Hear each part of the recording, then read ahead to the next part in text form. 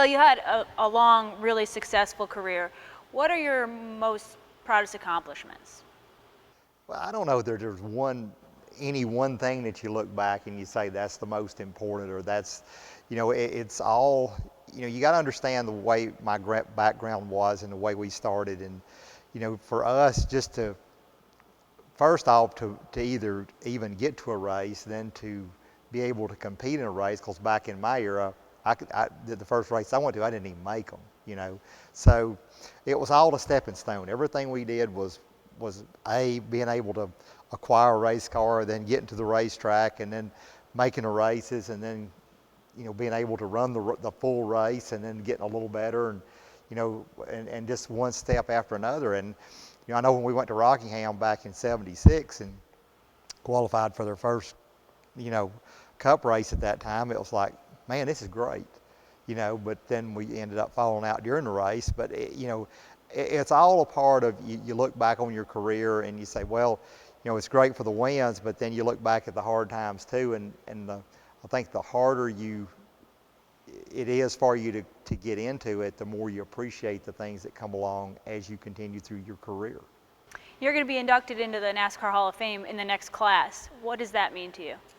Well, I think it means a great deal to me, but I think it's more important to the guys that helped me get to this point. Because I was talking to one of the kids that helped me really early on in my career, and I said it's much about what you guys did and a part of, and he said, no, that just validates what we did. And I think that's important for them, because they were a part of what we did, and it was a lot of hard work for a lot of people and it's if you look back behind the scenes, it's I swept the floor, I worked on a race car, did everything, and it takes all that part to put it all together. How emotionally challenging is it to, as a professional athlete, wind down your career? I think it's tough for anybody. I mean, you got to look at it from the standpoint of you've done it all your life. You think you don't know anything else, but you realize there's other parts of life, and I still would like to do it. I mean, I'd still like to go run some, but it's just the way. It's either you got to look at it two or three ways. Either the sport's going to push you out, or you're going to have to realize it, or you're just come to the point that you physically can't do it anymore. You've raced part-time for a long time. What are the pros and cons of that? Well, the pros are you get to do what you want to do when you want to do it. The cons are you can't stay sharp enough to where you need to be, because you need to be in a race car every day of the week. I mean, in my opinion, and going to different places, trying different things, because it evolves and changes so much week in and week out that you can't just go be a part-time racer anymore, I don't think. So what about it keeps you coming back for more if you can't do it full-time? I don't know. I just think that sometimes it'd be fun, just to go out and hang out with the guys and beat some fenders off or whatever you have to do. But with retirement being a possibility or looming for years, was it a good thing that you knew you had Chase coming up the ladder and you could help his career? Well, I think that's one thing that kind of helped me decide to say, hey, I need to look back and do it more for Chase than rather for me. It's one thing for me to go somewhere and play on a dirt track or do what I wanted to do, but for him it was more being able to watch him grow and being the race car driver that he is today. And I think that was more important, I think, at that point in time, because I look back at through the things that we did early on when he was young, and I think you go back to when we lived in Colorado for the 2 years that we did, and the fun we had go-kart racing and stuff that we did. It was a lot of fun. We had a good time. You mentioned that you would still get back in a car. Are you not officially retired? I'm not officially retired. I've never said I've retired. I was just asking if you were ever officially retired. No, not yet. You still working on anything? Get back in a car? I mean, there's a few things that's kind of come about, but the problem is unless you're getting good stuff, you're wasting your time. Yeah. And that's the hard part. I still would like to do some short track stuff, and maybe that'll come later on down the road. But right now, I'm just taking a day at a time, enjoying where I am. Knowing the highs and lows of being a professional race car driver, was there ever a time you tried to discourage Chase or maybe lean him towards golf or something? Every week. Every time I wrote another check, I tried to discourage. You know, I threatened to go in there one night when he was asleep and glue a golf club in his hand to see if that would work. But Oh, goodness. then he's pretty dead set on what he wants to do. What do you think might be some of the best advice you've given Chase? You know, I don't know because sometimes I'm pretty opinionated and sometimes I'm not. But the main thing I think I've tried to help him in is we're dealing with the pressures of what's going to happen. Because, you know, you got to understand my background and when we came into this sport and what we did, and, you know, it just seemed like overnight you were a success, which I don't look at it like that, and I don't ever think that. But, you know, from when you looked at the early 80s and when we came into the sport, so to speak, and started running a lot of the races and then began to run more of the races, and then by 83, 4, or 5, then started to run for the Winston Million in 85, and what that evolved and the amount of people that followed the sport that never knew anything about the sport.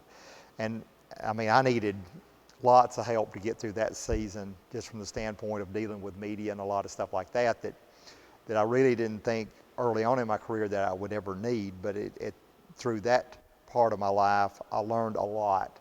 And I think that's where I can help him a lot, is being able to deal with the stuff and how it comes about. But he's done a very good job, and he seems to be very mature of how he comes across and what he does and the things that he does. And, you know, we've not really sat down and put him in class or anything to teach him what he needs to do, especially in front of the camera or media or stuff like that, or fans or whatever. And, you know, but for his sake, what he's been put into, I mean, he's got in good equipment. He's come to Dale Jr., you know, so that brings a lot of pressure just from the standpoint itself. But I think he understands it. And I've been trying to help him keep a good level field as far as, you know, I said, you know, some of the stuff you just got to let it go. You know, some of the stuff, you know, and learn how to deal with it. You know, and at least say there's a time for myself, there's a time for fans, there's a time to race, and there's a time for whatever, and being able to segment it and make it all work for you. That's the most important part. Yes, Chase definitely comes across very mature for his age, but he's also really humble. How have you and Cindy helped keep him so grounded? Well, that's the point, is like I tell him every day, I said, this stuff can go away just as quick as it comes. And I said, for you, I said, you're in a great place. And I said, you've got some really good people around you. And I said, you just need to make sure they appreciate that you're, you know, that you're appreciative to them of what they've done for you. And that's the most important part. You obviously have a great relationship with Chase, but every father-son combination has their moments. You guys butt heads sometimes? Oh, yeah, of course. Any good stories you can tell us? Well, it's just like sometimes, not too long ago, we were in the shop and we was working on his late model car, and he'll come to me and ask me how to do something. And I'll tell him, and then he'll argue with me, and I said, fine, do it your way. You know how that is. So there you go. Is there any part of being at the track so much now with Chase that's hard for you to not be there as a driver? Well, it's hard for me to not sit there and give input or inject things that happen during a race. That's what's hard for me. So it's not so much about being in the driver's seat, it's more about giving feedback or just being a part of it. Just the nuts and bolts of how the race lays out, you know. And granted, I don't want to be on the box, or I don't want, you know, from the standpoint of calling the shots, but it's like, well, I might have done this or I might have done that, but I can be a Monday morning quarterback all day long, and it looks good. But I just try to come back. Now I just look at it and say, look, I'll look at different things during the race, and I just, after the race, when I find the right time, I'll just say, okay, you know, maybe you should have done this, or thought about this, or thought about that. That's all I say. Just give you information. So how involved are you at the track with him? It's not like every practice session or anything. It's like that's how I'm involved. You keep your mouth all day long? Pretty much. Yeah, How has that evolved? Because I'm sure back in the day you gave him a lot of feedback. Well, I did and I didn't. I tried to be as hands-off as I possibly can, or if he needed information, I tried to give him information.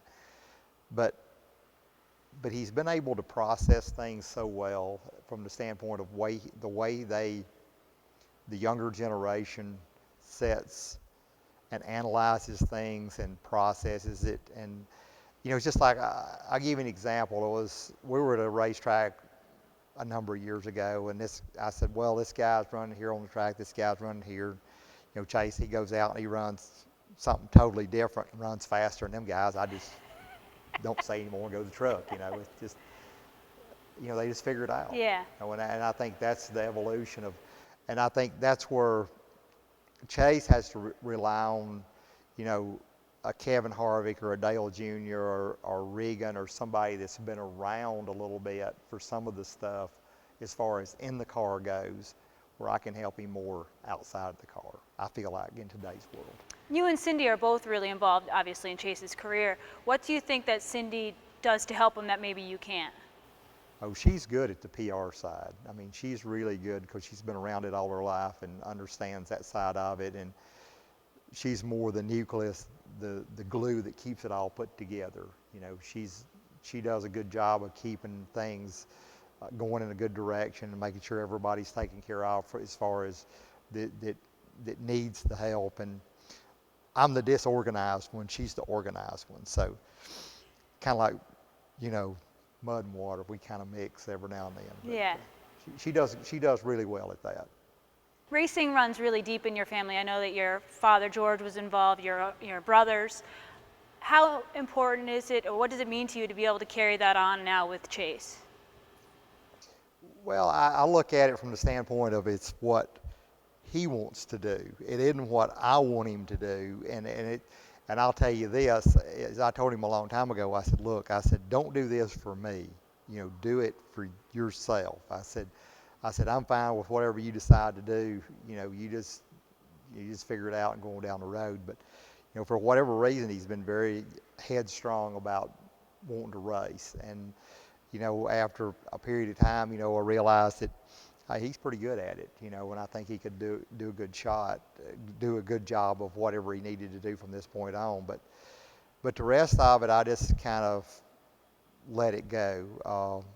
And from there, Cindy, I think she does a good job from her side, and then we just try to keep him paced in that direction, How has the reaction been from your fans? You're the 16-time most popular driver, and now, like at the Dawsonville pool room, they're ringing the siren or bell, whatever it is, for Chase. So how's the reaction been from your fans? It's been great. A lot of the fans that followed me have now started following Chase as far as his career, and it's kind of a great situation for him. And he does such a good job of keeping up with a lot of the social media of stuff. And it's like, I didn't even know my phone text, I don't even know what that is. But, Twitter and all that stuff, it's like, I don't. You have a Twitter name, though. You don't. I do, but I don't use it that much. I mean, I'll let somebody else deal with that. Don't Facebook.